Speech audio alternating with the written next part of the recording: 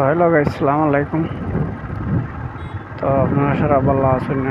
আমি মতন ভাই ভালো আছি। আর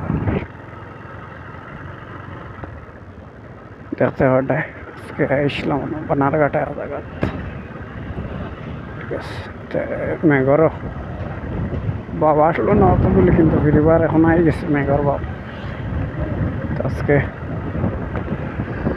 সানডে আছে, কোনো অসুবিধা নাই, লেট হয়ে গেলেও কোনো অসুবিধা নাই, খাম ফ্রি আছে, ঠিক আছে। আর আমি আস্তে আস্তে রওনা দিচ্ছি, বুঝেছি। আর তুমি ভিডিও দেখিও বাইরে, দেখিয়া যদি ভালো লাগে ফেসবুকও দেখো, তো অ্যাকাউন্ট ফলো করিও। আর যদি